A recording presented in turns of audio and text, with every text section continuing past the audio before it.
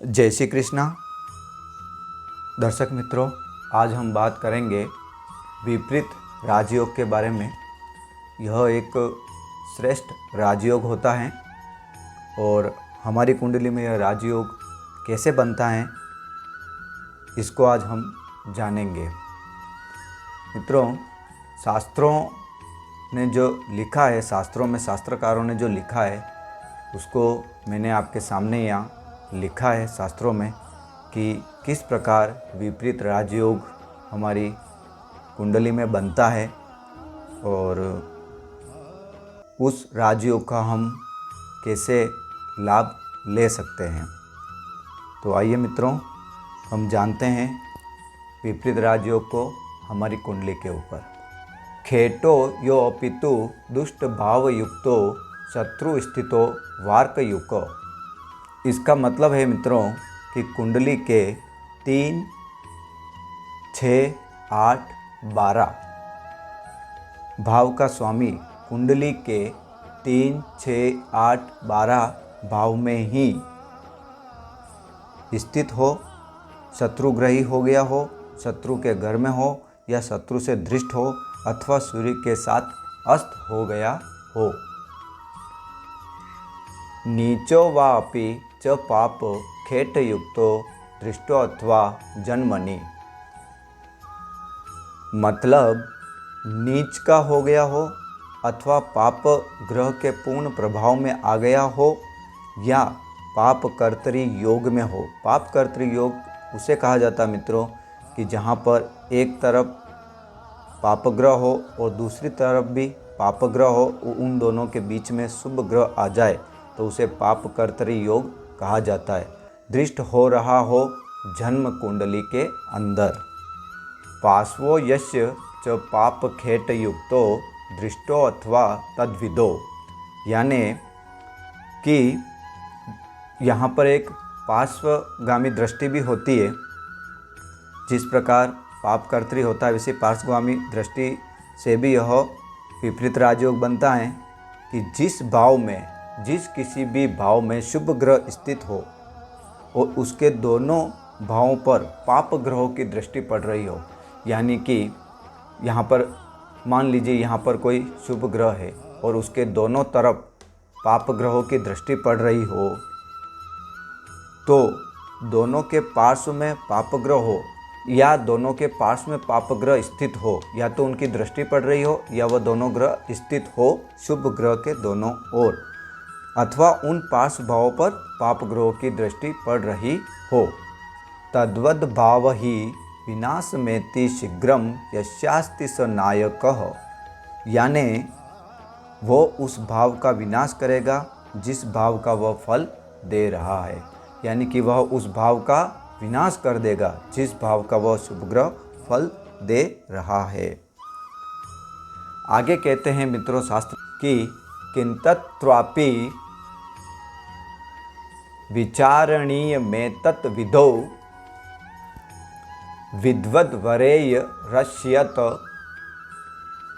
खेटो दुष्ट ग्रहाधिपत्य प्राप्तो नष्टश्चैव विधौ। किंतु यहाँ पर मित्रों विचारणीय है कि कुंडली का षष्ठम भाव रोग, ऋण और शत्रु का भाव कहलाता है और इसका हम विचार करते हैं तो मान लेते हैं कि इस कुंडली में इस भाव का स्वामी द्वादश भाव में जाकर स्थित है। यानी कि छठे, 8वें, 12वें में से किसी एक भाव में जाकर स्थित है। यह छठे भाव का स्वामी 12वें भाव में जाकर बुध स्थित है।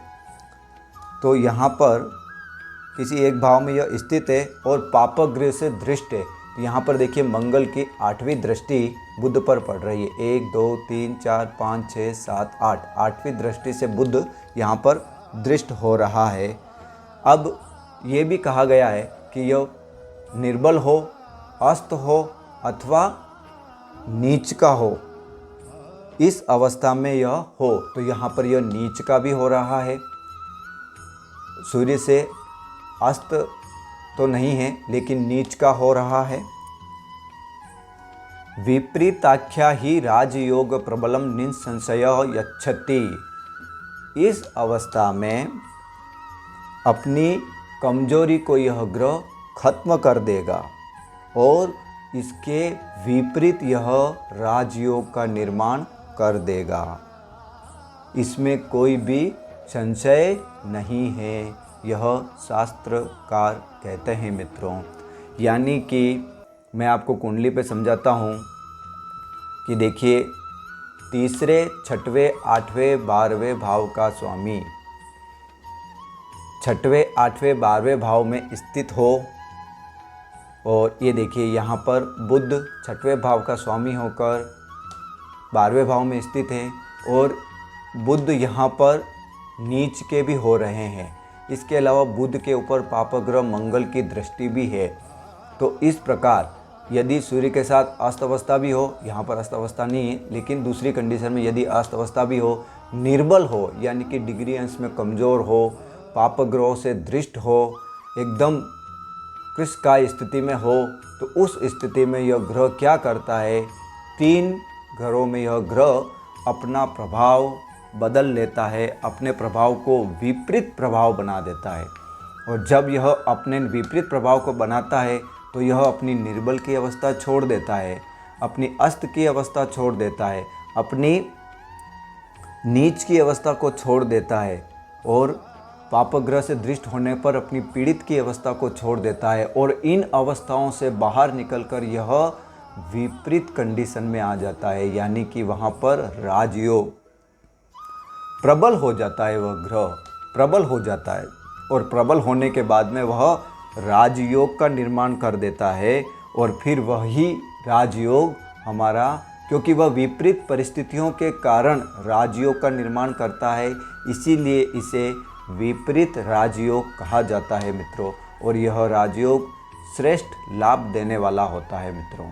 तो इस कुंडली में यह विपरीत राजयोग बन रहा है मित्रों। देखिए, नीच की अवस्था भी है, पापग्रह से दृष्ट भी है, यानी कि दुष्ट भाव का स्वामी होकर स्वयं दुष्ट भाव में ही स्थित है, यानी कि त्रिक भाव का स्वामी होकर त्रिक भाव में ही स्थित है। तो यहाँ पर यह अपनी इस खराब अवस्था को छोड़कर विपरीत होकर राजयोग का निर्माण कर रहा है। तो इसके कारण यह राजयोग का फल देना शुरू कर देता है। लेकिन ये फल कब मिलता है कि अथक संघर्ष के बाद में यह फल प्राप्त होता है। पहले यह संघर्ष करवाता है। कोई भी ग्रह जब विपरीत राजयोग में होता है तो पहले वह काफ़ी संघर्ष करवाता है, और उसके बाद में ही वह ग्रह आपको फिर राजयोग का लाभ देता है। आपको पहले तपाता है, संघर्ष की भट्टी में तपाता है, अच्छा आपको तैयार करता है, और उसके बाद में वह अपने श्रेष्ठ प्रभाव आपको प्रदान करता है। तो इस प्रकार मित्रों, आज मैंने आपको यह विपरीत राजयोग समझाया। आप देखिए कि यदि आपकी कुंडली में ऐसी स्थिति बन रही है तो फिर यह स्थिति आपके लिए श्रेष्ठ स्थिति है। आपको डरने की आवश्यकता नहीं कि यहाँ पर ग्रह स्थित है तो वह खराब फल ही देगा। वह अगर इस स्थिति में है तो वह निश्चय ही आपको श्रेष्ठ फल प्रदान करेगा। तो मित्रों, आज हमने जाना विपरीत राजयोग को। आगे हम नए वीडियो में नई बात को जानेंगे। तब तक के लिए धन्यवाद।